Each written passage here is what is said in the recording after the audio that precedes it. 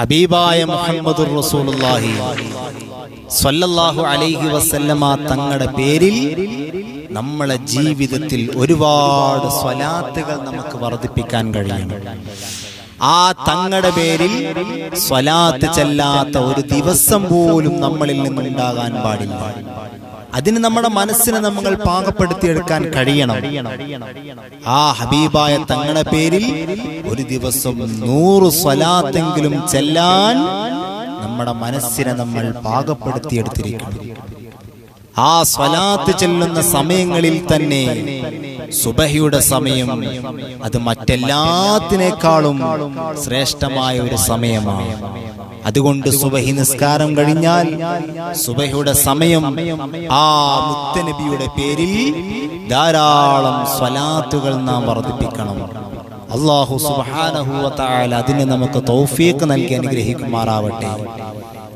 അല്ലാഹുവിന്റെ പരിശുദ്ധമായ ഖുർആനിൽ അല്ലാഹു നമ്മോട് ഓർമ്മപ്പെടുത്തുകയാണ്, ഇന്നല്ലാഹ വ മലായികതഹു യുസല്ലൂന അലൻ നബി യാ അയ്യുഹല്ലദീന ആമനൂ സ്വല്ലൂ അലൈഹി വസല്ലിമൂ തസ്ലീമാ. അല്ലാഹുവും അവന്റെ മലക്കുകളും അവിടുന്ന് ഹബീബായ തങ്ങളുടെ മേലിൽ സ്വലാത്ത് ചൊല്ലുന്നു. അല്ലാഹുവും അവന്റെ മലക്കുകളും ഹബീബായ തങ്ങളുടെ മേലിൽ സ്വലാത്ത് ചൊല്ലുന്നു.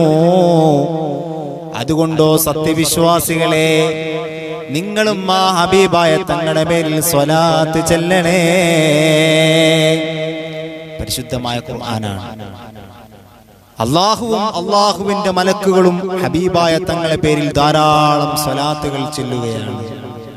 എന്നിട്ട് നമ്മോടും ആഹ്വാനം ചെയ്യുകയാണ്, ആ മുത്തായ തങ്ങളുടെ പേരിൽ ധാരാളം സ്വലാത്തുകൾ ചെല്ലാൻ. അതുകൊണ്ട് പ്രിയമുള്ള മുഅ്മിനീങ്ങളോട് ഓർമ്മപ്പെടുത്താനുള്ളത്, നമ്മുടെ ജീവിതത്തിൽ സ്വലാത്ത് ചെല്ലാത്ത ഒരു ദിവസം നമ്മളിൽ നിന്ന് കടന്നു പോകാൻ പാടില്ല. അല്ലാഹു നമ്മെ മുത്തഖീങ്ങളിൽ അല്ലാഹു സുബ്ഹാനഹു വ തആല നമ്മെ ഉൾപ്പെടുത്തി അനുഗ്രഹിക്കുമാറാവട്ടെ.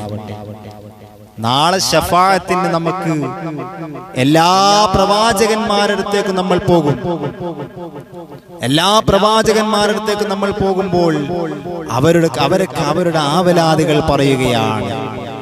ആ സമയത്ത് ഹബീബായ മുഹമ്മദ് മുസ്തഫ സ്വല്ലല്ലാഹു അലൈഹി വസല്ലമ തങ്ങള്, അഷ്റഫുൽ ഖൽഖായ മുഹമ്മദ് മുസ്തഫ സ്വല്ലല്ലാഹു അലൈഹി വസല്ലമ തങ്ങളാണ് നമുക്ക് ശുപാർശകനായി വരുന്നത്.